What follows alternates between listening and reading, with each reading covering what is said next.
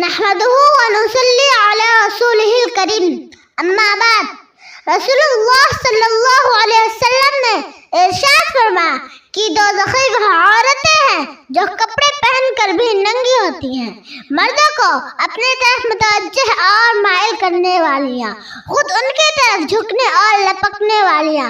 فرمایا کہ ایسی عورتیں جنت کی خوشبو سے محروم رہیں گی۔ اسلام نے پردے کا اتنا سخت حکم اس لیے دیا کہ یہی برائیوں کی جڑ ہے اور برائیوں کی ابتدا یہی سے ہوتی ہے۔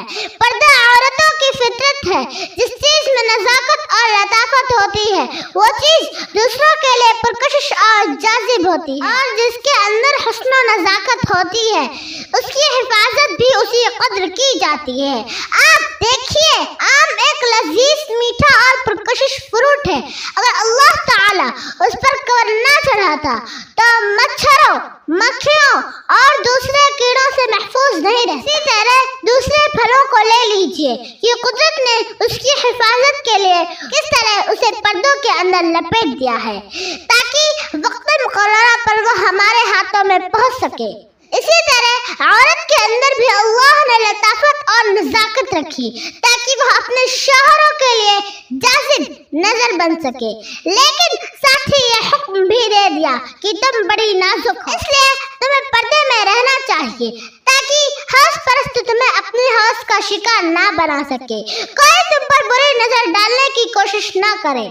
آج مسلمان عورتیں انگریزی کلچر کی تقلید میں پردے کو ایک بوجھ سمجھتی ہیں۔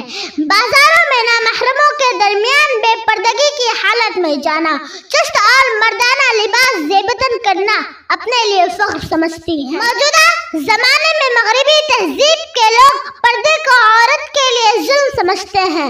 حقیقت یہ ہے کہ ان کے دلوں سے غیرت ایمانی نکل چکی ہیں۔ تاریخ انسانی گواہ ہے کہ انسان نے جب بھی قدرت اور فطرت سے بغاوت کی ہے تو اس کے بڑے خطرناک بھیانک انجام سامنے آئے ہیں۔ اسلام تو ایک ایسا معاشرہ تشکیل دینا چاہتا ہے جس کے افکار و نظریات پاکیزہ ہوں، جہاں عورتیں پاک دامن اور اپنی عزت و ناموس کی حفاظت کرنے والی ہوں، کیونکہ عورت حیا، شرم اور عفت و پاک دامنی کا نام ہے۔